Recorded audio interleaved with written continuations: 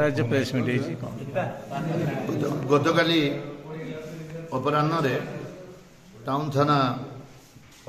sub inspector Syed Siraj Ali अन्य staff मान गोटे विश्वास सूत्र खबर पाई से चटरा चिल्ड्रेन पार्क को पठाई देला से 3 जन पिला थिले एवं जड़े पिला को से सोमेश विशोई ओरफ हेपी को धरी थिले आउ 2 जन पिला रंजित महांती